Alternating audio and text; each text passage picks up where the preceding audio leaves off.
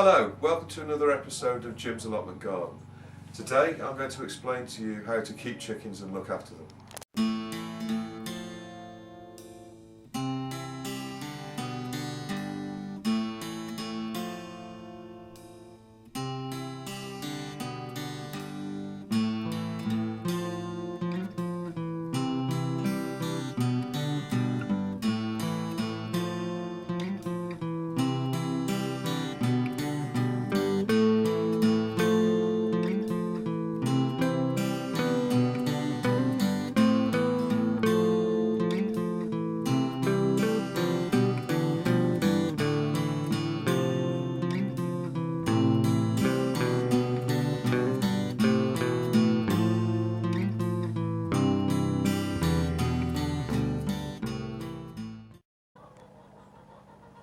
Okay, so there are various breeds of chicken.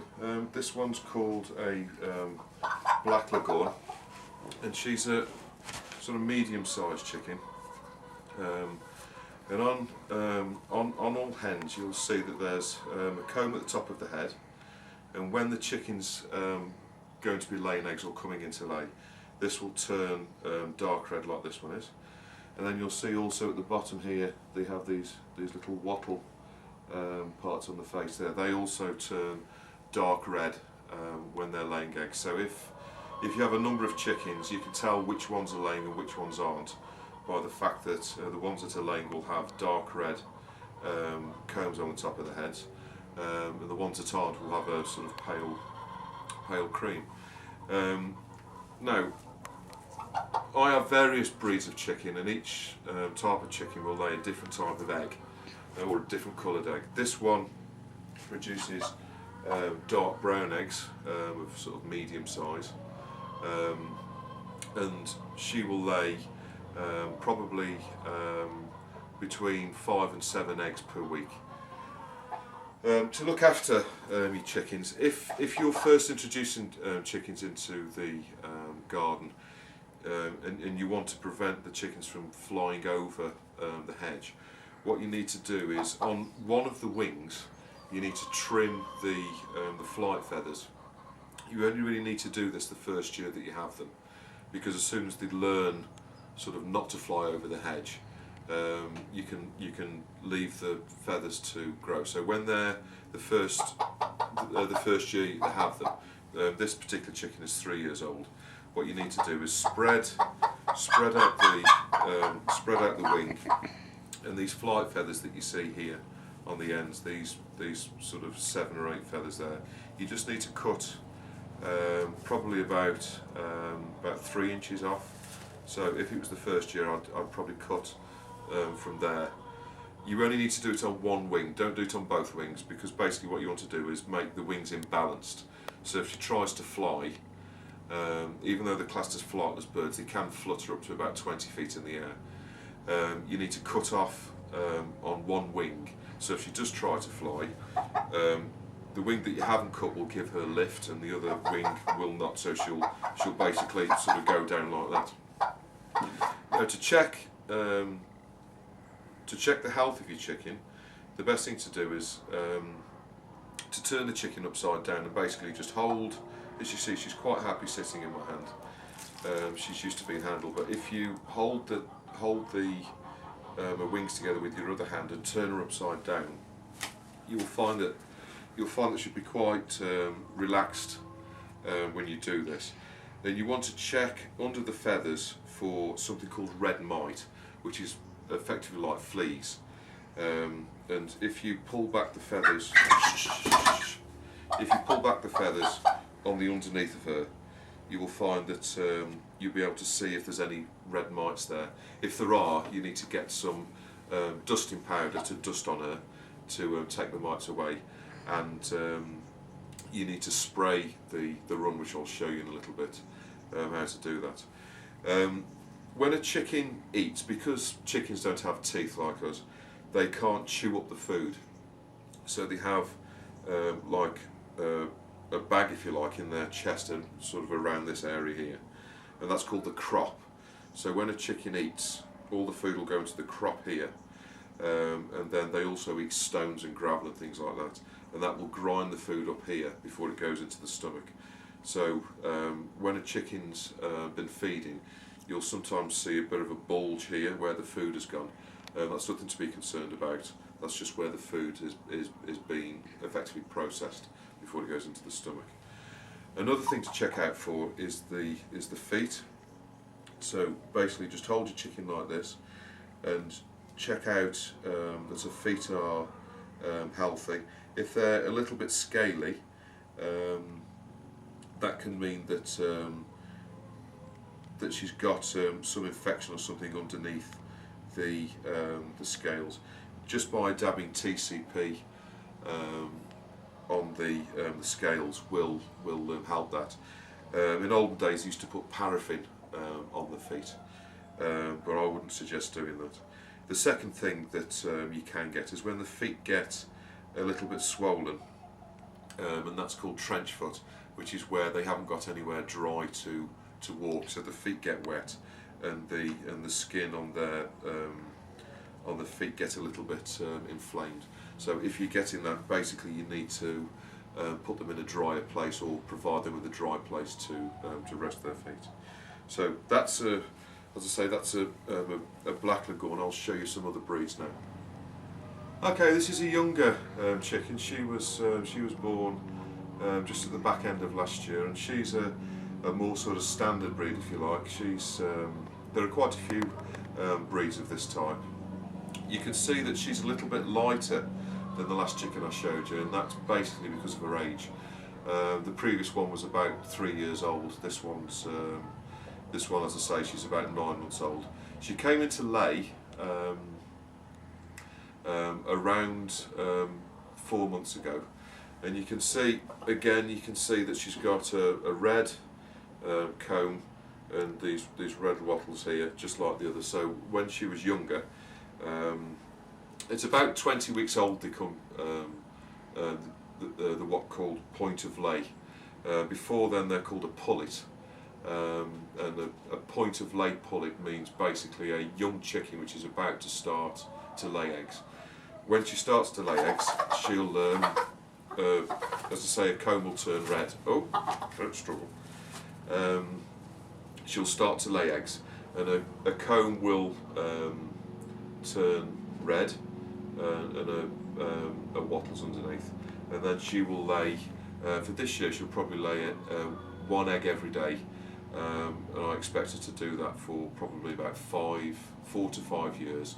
At which point she'll be basically exhausted of eggs, and she'll be retired at that point to live out her days on the garden here.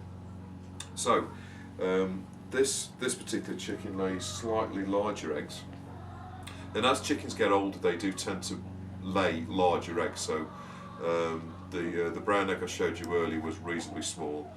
They've been sort of slowly getting bigger over the time I've had those chickens. These chickens lay a paler egg, which is a more sort of run-of-the-mill egg that you see in the shops, which is a sort of medium to large-sized egg, and she will, along with the sisters, she'll lay happily pretty much every day. Okay, the third breed I'd like to show you is this one here. This one's called a cream leg bar, and she's a 4-year-old chicken. She's a lighter breed. Some people actually class these as a bantam chicken, but as you can see, she's a reasonable sized bantam. She's got beautiful markings. These are very pretty chickens. As you can see, their wings are very beautiful.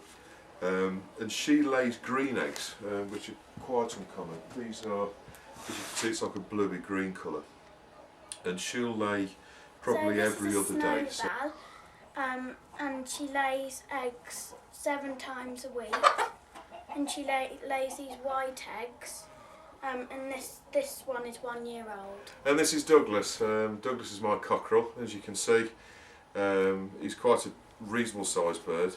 He's got beautiful markings. I'm not actually sure what his breed is, to be honest with you. I'm suspecting he's a crossbreed between a leg bar and something else because of the white markings on the side of his face. To keep chickens, you don't have to have a cockerel. But the difference is, if you don't have a cockerel, all of the eggs that your chickens will lay will be inert. In other words, they're not fertilised. So in that case, the eggs will only last for probably around 2 weeks. If you have a cockerel and the eggs are fertile, obviously they're living. So if you keep them at room temperature, they will last for sort of up to a month. So and it also keeps the chickens happy, and they tend to lay more if you have a cockerel. You need to check if you're thinking of getting a cockerel. You need to check, particularly if you live in an urban area. You need to check that it's okay for you to have a cockerel, because they can obviously make a reasonable. Okay, so this is where the chickens lay their eggs. If you can see just down there, they have a little way in from the run, which I'll show you in a second. And then I have two either mushroom boxes or bread trays, or whatever you want to call them, which are basically used as nests. And then you just put some straw in this area, and the chickens will naturally make a hollow. I don't know if you can see that there, a hollow in there, and then they'll basically lay the eggs inside the nest. Because I have 14 chickens, what I do is I provide them with more than one nest. But if you have just say half a dozen, you'll probably get away with just having one nest. And as you can see, the eggs are laid in clutches there, and then the best thing to do is every day come up and collect the eggs and then take them away. Otherwise the chickens can potentially get broody and sit on them, or you could possibly get some of the chickens breaking the eggs. I have had that in the past. And this is the run. And the run basically is where the chickens spend their day if they're not being let out. Obviously at the moment they're being let out onto the lawn and stuff, so most days they're running up and down the garden, but this is where they sleep. So in here, as you can see, there's some broccoli here that they've had yesterday. They completely stripped that, so they soon go through broccoli. They love any vegetables, any spinach or any brassicas or anything like that that's spent in the garden. Give them to your chickens, because they absolutely love that. Just string them up on a piece of string like I've done there, and then they'll merrily eat away at them. Because I've got so many chickens, I've got two water containers here, which that'll basically last them for about 2 or 3 days, the water, but I check it on a daily basis. So at this time of year when they're laying eggs, it's always worthwhile making sure they've got plenty of water and food. So I've got two feeders here, which are all suspended off the ceiling, and there's enough food in there to last them for 2 or 3 days, but I always keep them topped up to make sure they've got plenty of food. There's plenty of straw on the floor for them to scratch around, and chickens do love to scratch around, and it's important that you allow them at least a certain area of sort of bare earth if you are keeping them in a run like this. This little ramp here goes up into the goes up to that hole there, which is where they lay the eggs. I've just shown you that.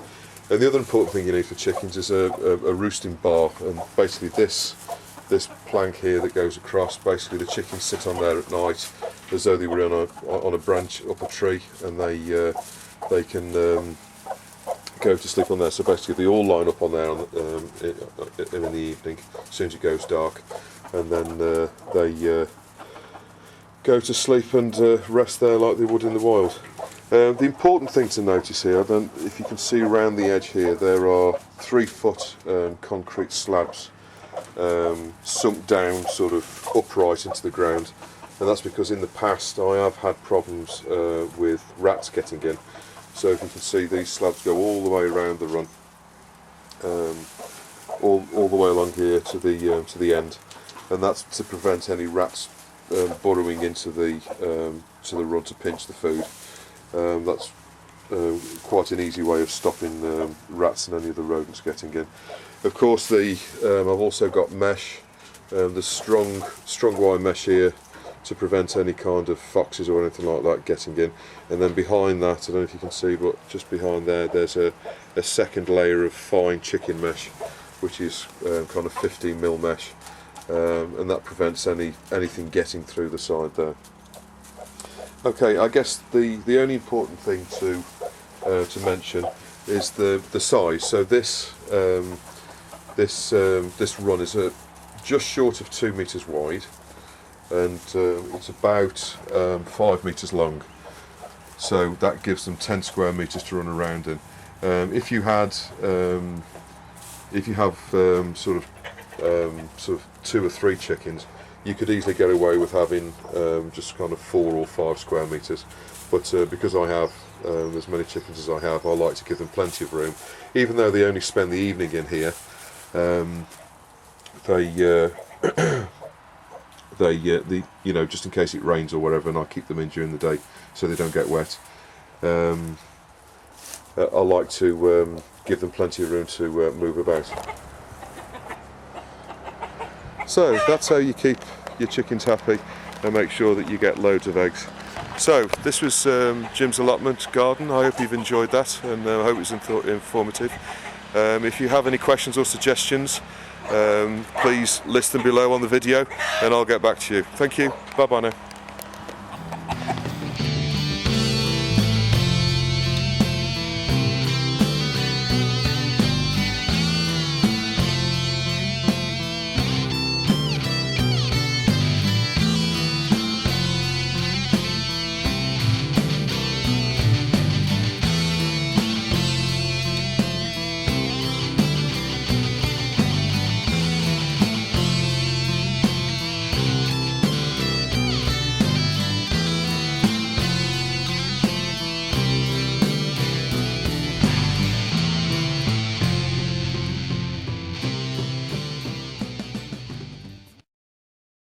Well, I couldn't resist showing you my cock. He's, this is, no, sorry.